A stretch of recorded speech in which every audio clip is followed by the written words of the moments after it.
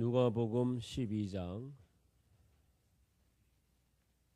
35절에서 48절입니다. 우리 한 절씩 교독하겠습니다. 허리에 띠를 띠고 등불을 켜고 서 있으라.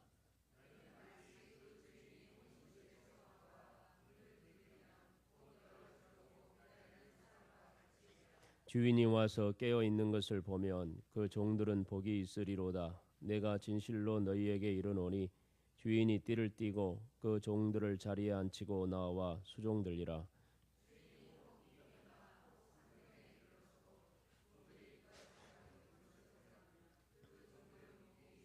너희도 아는 바니 집 주인이 만일 도둑이 어느 때에 이를 줄을 알았더라면 그 집을 뚫지 못하게 하였으리라.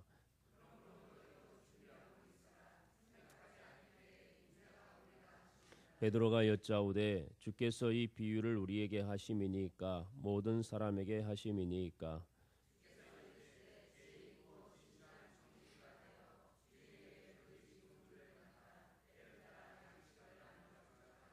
주인이 이를 때에 그 종이 그렇게 하는 것을 보면 그 종은 복이 있으리로다.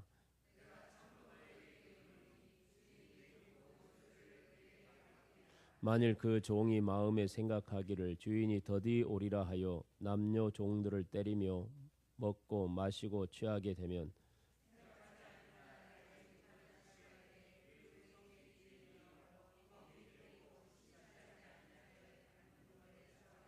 주인의 뜻을 알고도 준비하지 아니하고 그 뜻대로 행하지 아니한 종은 많이 맞을 것이요 알지 못하고 맞는 말을 행한 종은 적게 맞으리라.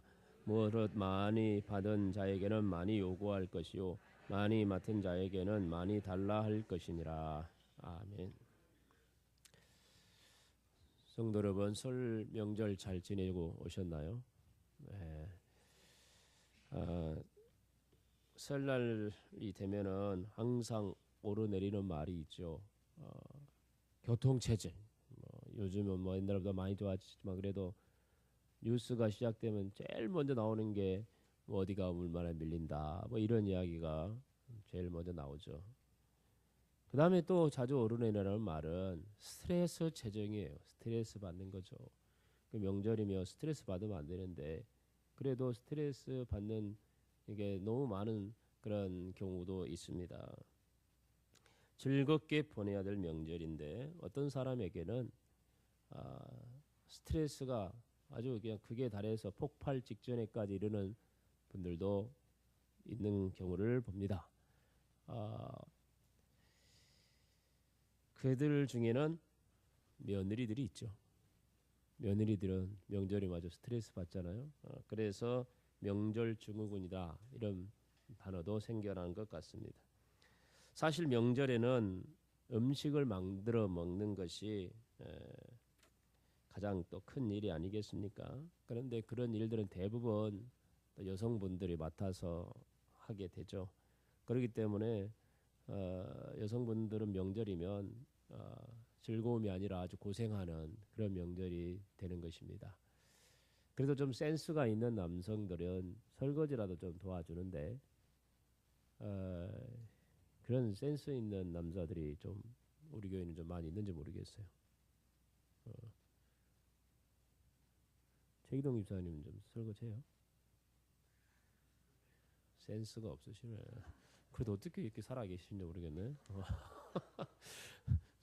우리는 안 하면 죽는데. 최병건 장로님도 하세요? 기적이네요. 살아서 여기 와 있는 게. 어쨌든 좀 설거지 좀 해주고 하세요. 뭐 그게 뭐 힘든 일입니까? 뭐 여자분들이 할 수 있죠. 그런 걸 못합니까? 훨씬 잘하죠. 근데 그런 걸 통해서 그 폭발 직전에 이런 여성분들을 좀이라도 좀 진정시켜주는 그런 경우도 되지 않겠어요? 그런데 이렇게 쌓인 스트레스를 한순간에 날려버릴 수 있는 방법이 있는데요. 그게 뭐냐 하면 윗사람이 아랫사람의 그 수고를 인정해 주고 그리고 그 수고에 대한 좀 보상을 조금이라도 해주면 그것이 그 쌓인 스트레스를 날려버리는 그런 좋은 방법이 됩니다. 시어머니가 며느리에게 이제 할 수 있는 것들이 있죠. 뭐 물론 당연히 며느리가 와서 명절에 뭐 음식 준비하고 하는 건 당연하지 않겠습니까? 그렇지만 이 세상에도 당연한 건 없어요. 핑계대고 안아버리면 어떻게 할 거예요? 나 아파요, 안아버리면. 바빠요, 안아버리면 어떻게 할 건데? 그러니까 시어머니 되는 입장에서, 어른의 입장에서 며느리에게 명절이 끝나면 이렇게 말씀해 주시면 좋을 것 같아요. 아가 참 네 고생했다. 네가 아니었으면 도대체 어떻게 할 뻔했냐. 내가 너 주려고 조금 준비했다. 그러면서 봉투 안에다가 다 담아가지고 이거 아무도 모르게 네 혼자만 써라. 그러면서 딱 주면 그냥 머리 꼭대기까지 올랐던 스트레스가 싹 내려가는 거예요. 응? 이임수님 그래 안 그래? 그럼 받아봤어? 안 받아봤지. 그러니까 아직도 스트레스 쌓인 얼굴이야 지금 보니까. 그거 받았으면 지금 아주 내려갔을 텐데. 요즘 뭐 시어머니 용돈 많이 받잖아요. 아들들 딸들이 와가지고 엄마 다 요즘에 챙겨놓어. 그러지 말고 투자를 하시란 말이에요. 나중을 위해서 며느리한테 조금이라도 너를 위해 준비했다. 네 혼자만 딱 써라. 네 참 고생했다. 이렇게 해주면 다음 명절은요 너무 좋아요. 행복해지는 거예요. 명절은 뭐 이번 끝이 아니잖아요. 맨날 찾아오는 명절인데 이왕이면 웃으면서 며느리하고 시어머니가 좋은 모습 가운데서 하는 게 좋잖아요. 그러려면 윗사람이 아랫사람한테 잘해야 돼요. 요즘에는. 예? 그리고 남편 되신 분들도 아내에게 딱 이제 명절 마치고 돌아오는 그 차 속에서 여보 당신 참 수고 많았어. 당신이 나한테 시집 와가지고 참 고생이 많네. 내가 돌아가면 집에 가면 내가 주물러 줄게. 내가 1시간 주물러 줄게. 이렇게 하면요 이 쌓인 스트레스가 싹 내려가는 거예요. 예? 임수님 어디 갔다 왔어요 이번에? 시댁에? 친정에? 친정에 갔다 온 사람 안 해줘도 돼. 별로 스트레스 쌓일 리 없거든. 그래도 해줬어요. 좋은 남편이네. 누구한테 물어볼까? 남편이 주물러준 사람 또 나도 안 주물러줬네 이번에는. 어쨌든 그런 남편의 말 한마디 이런 것들 또 이런 주물러주는 거 뭐 큰 거 아니잖아요. 이런 서비스 하나가 참 그동안에 쌓인 스트레스와 이런 것들을 다 좀 가라앉게 해주는 좋은 방법이 되는 것 같아요. 예. 안 하신 분들은 오늘이라도 가서 좀 그렇게 좀 해보세요. 네. 또 목사님 해라겠다고 억지로 하지 말고 그럼 안 해주는 것보다 못해요.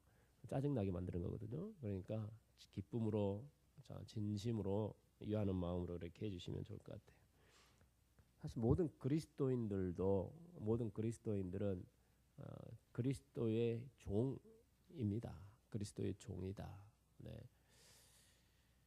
근데 이것은 주님께서 우리에게 네 내 종이 되라 이렇게 요구하지 않았어요. 그냥 그리스도인들이 알아서 주님의 종이 된 겁니다. 스스로 종이 된 거죠. 예수님이 말씀하셨죠. 요한복음 15장 15절에 보면 이제부터는 너희를 종이라 하지 아니하리니 종은 주인이 하는 것을 알지 못함이라 너희를 뭘로 한다? 친구라 하였노니 내가 내 아버지께 들은 것을 다 너희에게 알게 하였음이라. 예수님이 너희 이제 종 아니야. 너희는 내 친구야. 그렇게 말씀해 주셨거든요. 그런데도 불구하고 예수님의 제자들은 스스로 이렇게 고백합니다. 예수님의 제자들의 고백들인데요. 보면 이렇게 말합니다. 예수 그리스도의 종 바울은 사도로 부름을 받아. 바울도 예수 그리스도의 종이란 말을 많이 썼고요. 주 예수 그리스도의 종 야고보도 예수님의 종이라 했어요. 예수 그리스도의 종이며 사도인 베드로도 예수님의 종이라고 스스로 말했어요. 예수 그리스도의 종이요 야고보의 형제인 유다도 역시 예수님의 종이라고 고백합니다. 모든 제자들이 다 예수님은 너희도 내 친구야 그랬는데도 제자들이 스스로 아니에요, 우리는 주님의 종입니다, 이렇게 고백했고 예수님의 종으로서 살았습니다. 종의 자세는요 뭘까요? 종이라고 하면요 대가를 바라지 않는 사람들입니다. 대가를 바라고 하는 사람들은 싹군이죠. 그러니까 싹을 받고 일하는 사람들이에요. 종업원들이죠. 그러나 종은 아무런 대가를 바라지 않습니다. 죽도록 충성하고도 무익한 종이오니 제가 마땅히 할 일을 한 것뿐입니다, 이렇게 고백하는 것이 바로 종인 것입니다. 그렇기 때문에 며느리는 종이 아닙니다. 가족이죠. 근데 마치 종처럼 부려먹는 시어머니 안 됩니다. 가족인데 남편들도 한 가족인데 누구는 죽으라 고생하고 누구는 누워가지고 TV나 보고 있고, 이런 것은 가족이 아니라 이 아내를 종으로 생각하는 사람이에요. 그래서 그런 생각을 좀 버려야 돼요.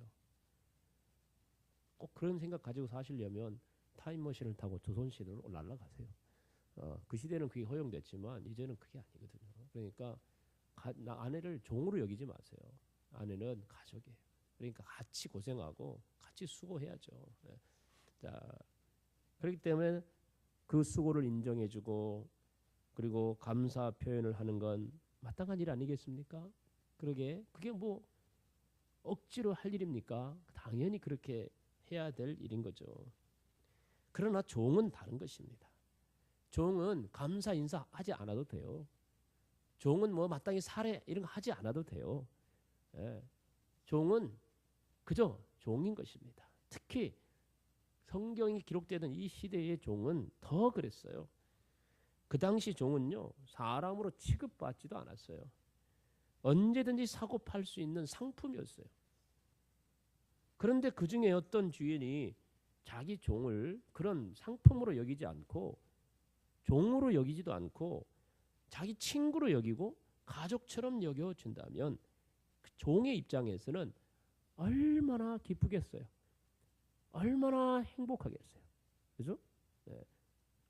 종인데 나는 마땅히 해야 될 일을 한 것뿐이고 마음에 안 들면 팔릴 수도 있는 그런 종이지만 주인이 자기를 그런 존재로 여기지 않고 인간 대접해주고 친구로 여겨주고 가족처럼 대접해준다면 이것처럼 영광스러운 게 없을 거예요.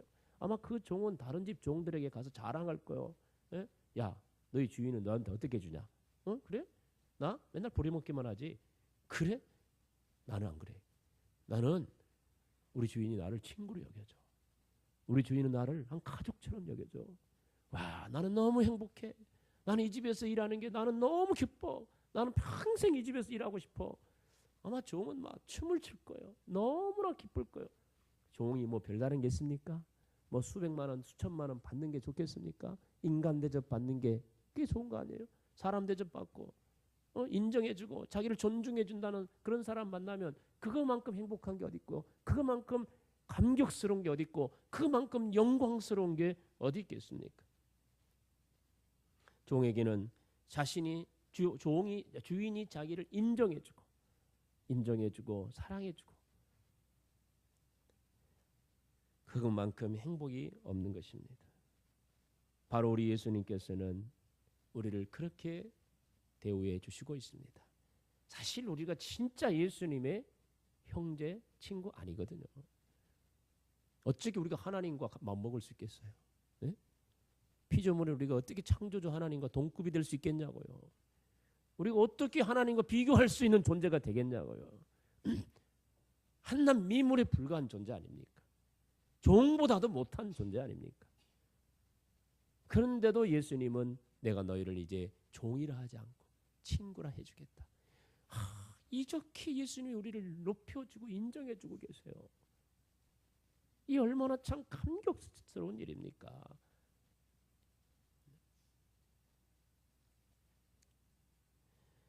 우리가 주를 위해서 종이 되어 정말 주님이 우리에게 맡겨주신 일을 위해서 열심히 충성을 하고 헌신을 하면 너희는 너 이딴 식으로 할 거야 그러면서 맨날 혼내고 야단치는 게 아니라 수고했다. 너 참 고생했다. 네가 아니었으면 참 어떻게 할 뻔했냐. 그러면서 주님이 나를 인정해주고 사랑해주고 격려해주고 이리 와서 밥 먹자. 같이 밥 먹자. 한 상에서 밥 먹고 그럴 뿐만 아니라 예수님이 내가 밥 먹는데 예수님이 친히 내 종이 되어서 내 밥 먹는데 종이 되어서 나를 섬겨준다면 예수님이 나를 섬겨준다면 내가 무엇인데 나 같은 것이 무엇인데 나를 위해서 섬겨준다면 이것처럼 감격적인 게 어디 있겠냐고.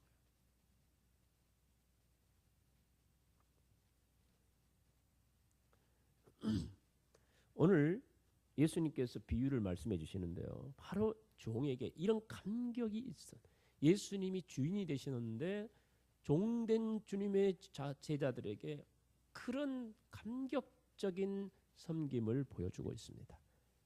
종의 입장에서는 그러한 대접과 그런 사랑을 받는 것이 얼마나 기쁘고 감격적인 것인가를 볼 수가 있는데요.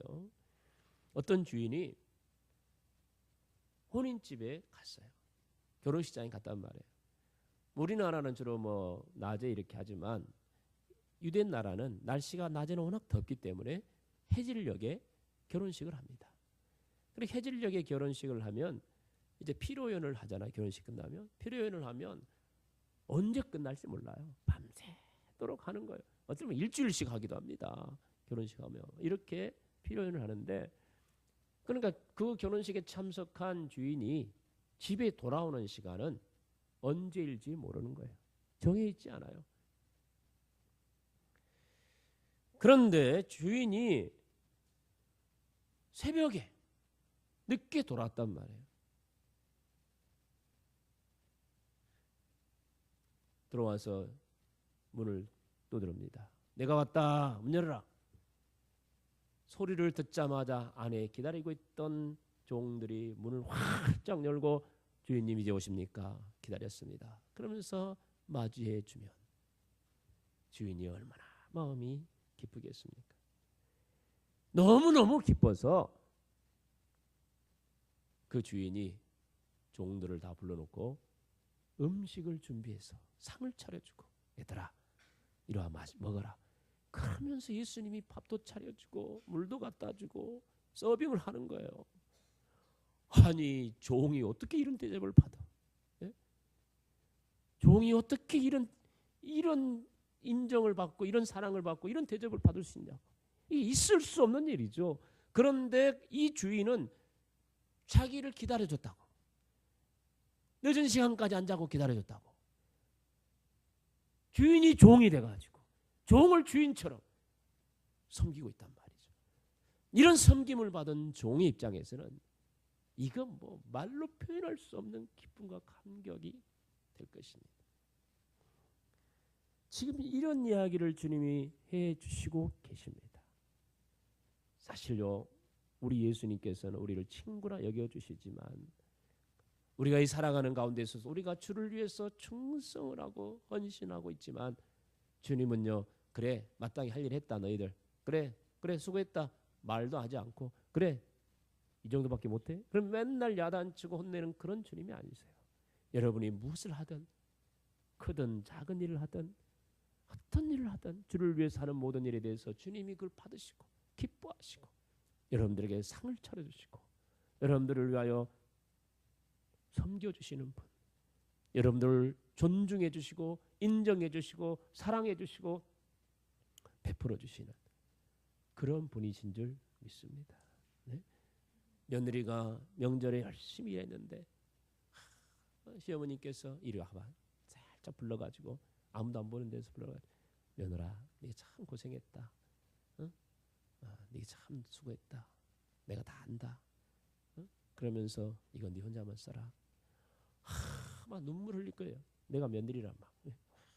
아유, 이렇게 시어머님이 나를 알아주는구나. 힘들었지만 힘든 게 다 가라앉는 거예요.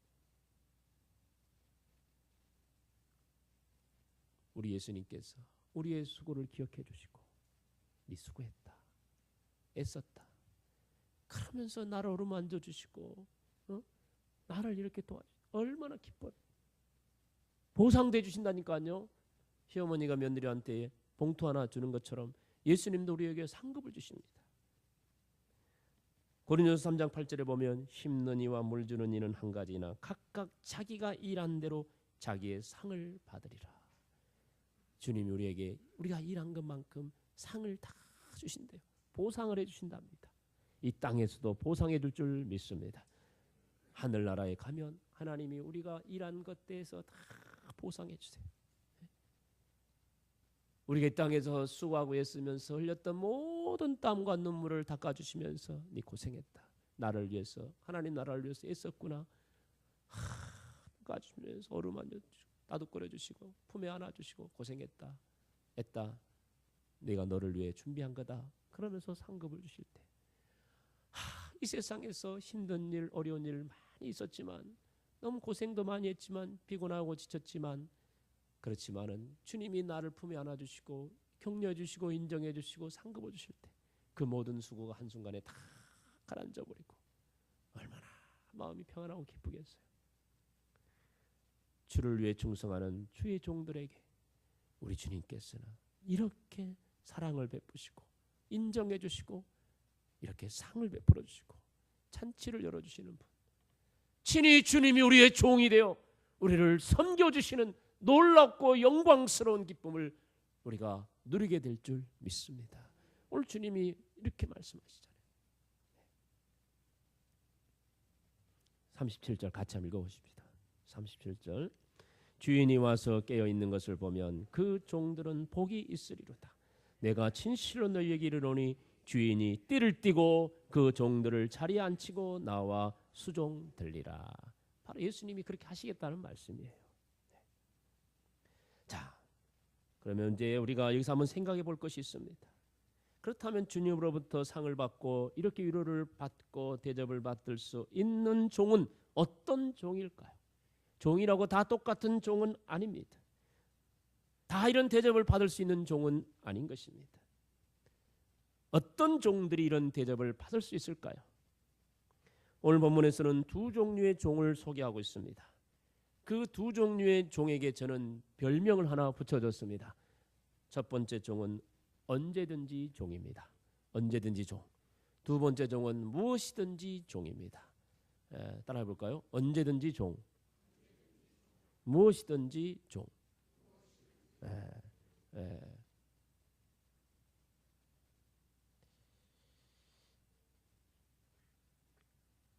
이 종들은 예수님께 인정을 받고 사랑을 받고 상을 받는 바로 그런 종들이었습니다.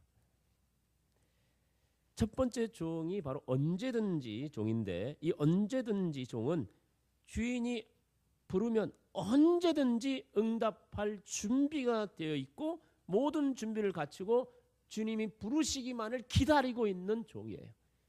주님이 언제 와서 나를 부르든지 간에 예, 제가 여기 있습니다. 무엇이든지 말씀하십시오. 제가 따르겠습니다. 기다리고 있는 사람, 기다리는 사람. 오늘 읽은 36절에 보니까 그런 말씀 있죠. 한번 같이 읽어보죠. 너희는 마치 주인이 혼인집에서 돌아와 문을 두드리면 곧 열어주려고 기다리는 사람과 같이 되라. 주인이 언제 옵니까?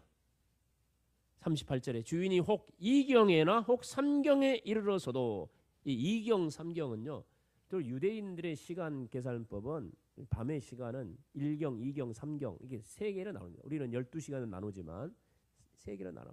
그러니까 1시간이 한 4시간쯤 되겠죠. 1경이면.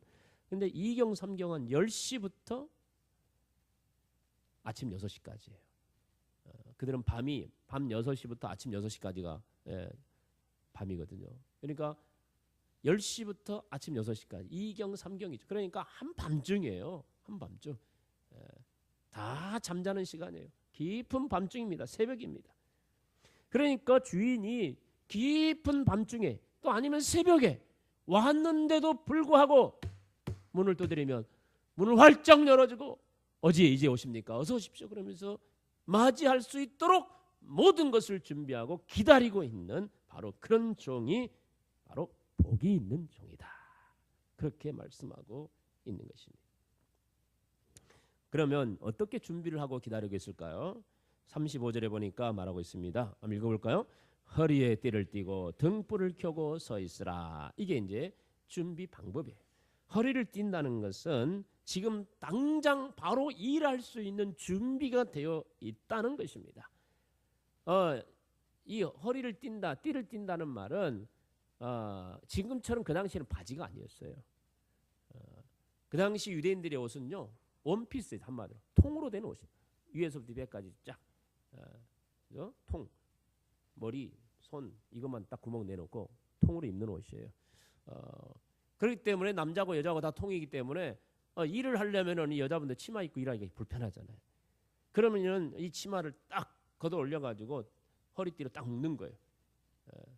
마치 우리 그 한복 옛날에 어른들 한복 맨날 입고 살았잖아요. 그 일하려면 또 그렇게 하잖아요. 착 걷어 올리고 딱 묶어가지고 일하기 편하게 이렇게 한다. 바로 띠를 뗐다는 말이 그런 뜻이에요.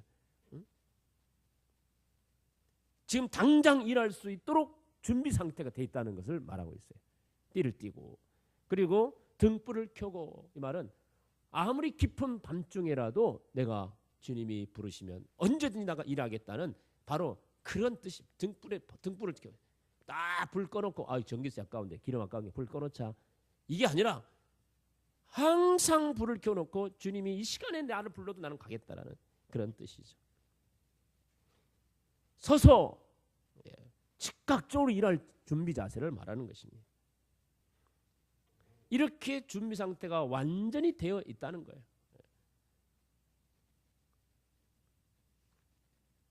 그래서 주님이 부르면 바로 나가서 일할 수가 있습니다. 그럼 언제까지 우리는 기다려야 될까요?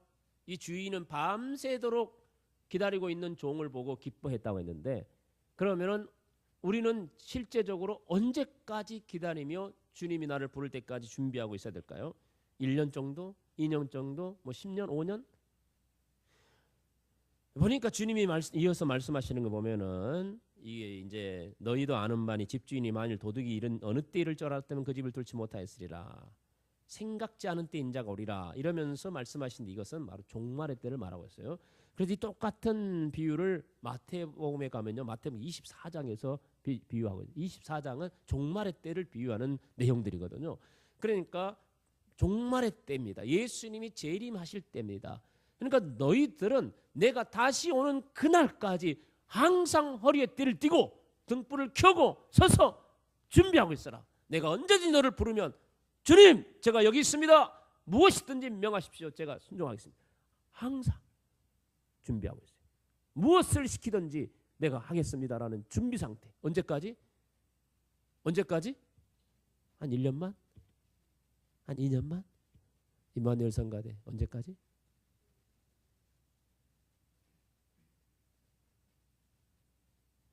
오늘 1년만 하실 거죠? 허리에 띠를 띠고 성가복 들고 1년만 저는 하겠습니다. 물론 작정은 1년 했지만 주님이 오시는 그날까지 나는 준비됐어요. 준비. 스탠바이 됐어요. 주님이 말씀만 하세요. 제가 하겠습니다. 언제까지? 주님 오신 날까지. 기다린다는 것은 피곤한 일입니다. 지칠 수 있습니다. 그럼에도 불구하고 말없이 기다립니다. 주님이 언제 부르시더라도 순종할 준비가 되어 있는 것입니다. 주님께 인정받는 종은 이렇게 만반의 준비를 갖추고 언제든지 주님이 부르시면 나가서 순종할 준비가 되어 있고 그 부르심을 기다리는 사람이에요. 기다리고 있는 사람. 길을 막고 불러도 대답이 없는 그대여. 이게 아니라 길을 활짝 열어놓고 주님 나를 언제 부를까? 언제 문을 두드리고 나를 부를까? 길을 촉각을 세우면서 그 소리를 듣는 거예요. 길을 막고 잠자고 불러도 대답도 안 해. 한 대 발로 차고 두들고 막 소리 고래고래 지르면 그때다 누구세요 일어나 가지고 막 이게 이런 식의 종이 되면 안 된다는 거예요. 네? 주님은 지금 여러분을 부르고 있는데도 아무런 준비가 않고 주님 기다리고 있지 않고 부르심에 대한 준비가 안 되기 때문에 부르는지도 모르고 잠만 자고 있단 말이에요. 그런 식의 종은 영광스러운 자리에 이를 수 없어요. 항상 준비되세요. 마음의 준비. 항상 준비.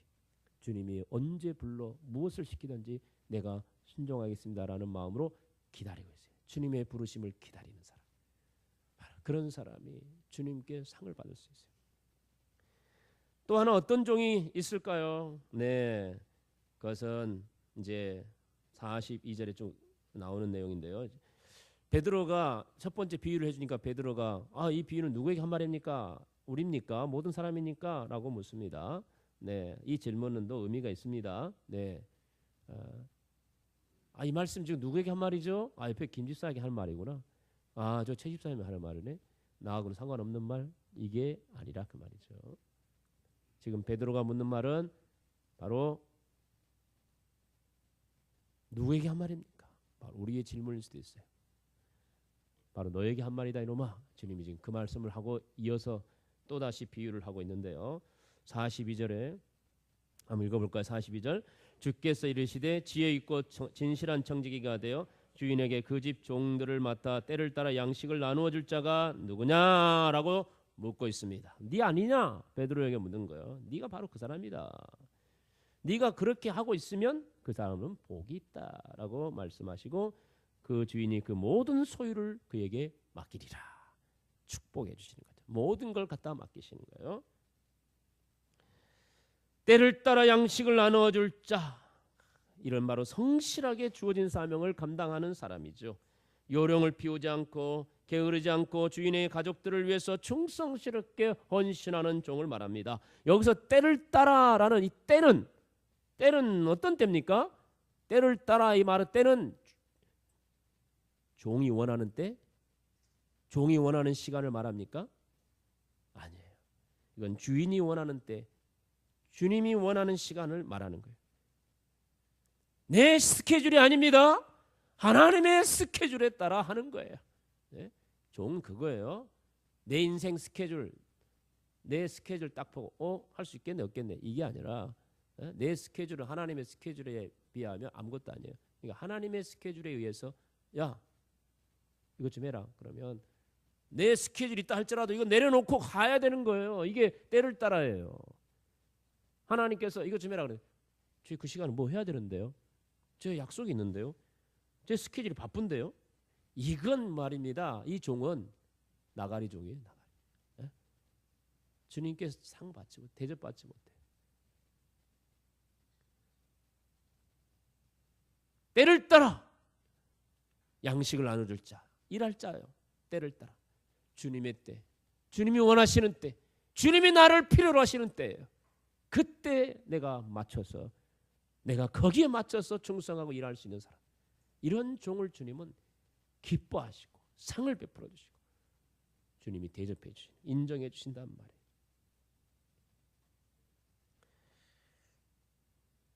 어떤 종은 악한 종이 있습니다. 그들은 주인이 있을 때는 열심히 일하는 척하고 주인이 없을 때는 싸우고 술 취하고 놀면서 자기 즐거움만을 위해 살아가는 종입니다. 바로 그런 종을 45절부터 말하죠. 종이 마음에 생각하기를 주인이 더디 오리라 하여 남녀 종들을 때리고 먹고 마시고 취하게 된다. 이것은 자기 할 일을 내팽개쳐 두고 자기 즐거움과 자기 쾌락을 위해 살아가는 사람을 말합니다. 옛날 이런 노래 있죠. 노세 노세 젊어서 노세 늙어지면 못 놀아지네. 이런 맞나? 있다고 합시다. 그런가요? 예, 그런 노래. 자, 이런 노래를 부른 사람은 어떤 생각이냐면 가장 인생의 가장 젊을 때 황금기에 뭐 하자? 놀자. 그러니까 가장 인생의 황금기를 자기 유익을 위해서, 자기 즐거움을 위해서 사는 사람이에요. 자기 만족을 위해서 사는 사람. 바로 이 악한 종의 모습이죠. 이 일을 맡았지만, 주님의 일을 맡았지만 팽개치는 거예요. 그리고 이 젊음의 때 놀고 이 힘이 넘칠 때 자기 즐거움을 위해서 사는 사람이에요. 이런 사람은 악한 종이라 그런 거예요. 그러나 선한 종은 무엇입니까? 일하세 일하세 젊어서 일하세 늙어지면 일 못하네. 이 노래 불러요. 늙어지면 일 못해. 젊을 때는 다 자기 자신을 위해 살다가 늙으면 이제 뭐 좀 해볼까? 뭘 해 하기는 여기 아프다 저기 아프다 죽겠다 맨날 그런 소리만 하고 있지 아무것도 못해. 제발 노래를 좀 바꾸세요. 젊어서 일하는 노래로 바꿔야 돼. 자기를 위함이 아니라 주님을 위해서. 이 젊음의 때 내가 주를 위해서 조금이라도 더 뭘 할 수 있을까를 찾아볼 수 있는 그런 사람이 돼야 합니다. 그런 사람들을 주님이 기뻐하십니다. 그런 사람들을 주님이 칭찬하시기 인정해 주십니다. 주님은 지금도 언제든지 주님이 부르실 때 응답할 수 있도록 준비되어 기다리는 그런 종을 찾고 계십니다. 그리고 그런 종들을 위해 친히 섬겨주시고 인정해주시고 상을 베풀어 주실 것입니다. 주님은 지금도 무엇이든지 주님이 명령하신 것이라면 기꺼이 순종하고 충성할 사람, 바로 때를 따라서 하나님의 때를 따라서 무엇이든지 주님이 명령하신 것에 순종할 수 있는 그런 사람을 찾고 계십니다. 바로 그런 종을 위해서 잔치를 열어주시고 주님이 복을 주실 줄 믿습니다. 그런 충성스러운 종이 되어져야 할 것입니다. 나폴레옹의 프랑스 군대가 모스크바를 진격할 때 러시아의 카자크족이 프랑스군을 포위하고 포위망을 좁혀오자 프랑스 군대는 후퇴하지 않을 수밖에 없었다고 합니다. 그런데 마치 후퇴하려고 했더니 이미 카자크족은 테러할 수 있는 다리를, 강의 다리를 다 부셔버리고 말았어요. 이 테러 막아버리니까 후퇴할 수가 없었어요. 매서운 추위 속에 눈보라가 몰아치기 시작했고, 그때 나폴레옹은 강물이 얕은 곳을 찾아서 부서진 다리를 병사들로 하여금 강으로 들어가서 그 다리를 붙잡고 있으라고 그랬어요. 강 속에 들어가서. 그러고 나서 군대가 철수하기 시작했습니다. 다 철수하고 이제 마지막 한 명이 나왔을 때 이제 그 강의 다리를 붙잡고 있는 그 병사들에게 이제 너희들 빨리 나와라. 이제 우리 다 나왔다. 명령을 내렸습니다. 근데 강을 그 다리를 붙잡고 있던 병사들이 한 사람도 꼼짝도 하지 않는 거예요. 명령을 하달라 했는데도 꼼짝도 하잖아요. 가보니까 그 다리를 붙잡고 있는 병사들이 다 그 자리에서 얼어서 죽어 있어요. 그 다리를 붙잡고 있을 때 강물이 차가울 때 몸이 얼려올 때 얼마나 고통스럽겠어요. 얼마나 힘들었겠어요. 얼마나 이걸 놔버리고 싶은 마음, 뛰쳐나가고 싶은 마음이 있었겠습니까? 그럼에도 불구하고 나폴레옹을 위하여 충성하기를 원하는 그들은 자기는 죽더라도 나폴레옹 자기 군대는 살려야 되겠다는 이게 충성 아닙니까? 그런 마음을 가지고 붙잡고 있었던 거예요. 언제든지 무엇이든지 우리 주께서 부르시고 명령하신다면 내가 기꺼이 순종하고 내 이유, 핑계, 변명 다 내려놓고 붙잡고 가길 원하는 그런 충성된 사람, 주님은 지금도 그런 분을 찾고 계십니다. 주님은 그런 충성된 종들을 위하여 너무 기쁘니까, 너무 좋으니까 주님이 친히 띠를 띠시고 잔치를 열어주시고 서빙을 해주시는, 우리의 종이 되어 우리를 섬겨주시는 이 놀라운 영광을 누리게 해주실 것입니다. 우리 모두가 다 주님이 찾으시는 언제든지 무엇이든지 종이 되어 주님의 칭찬과 상을 받고 대접을 받을 수 있는 그런 우리 성도들 되시기를 주의 이름으로 축원합니다. 참 기도하십시다. 우리 말씀을 기억하면서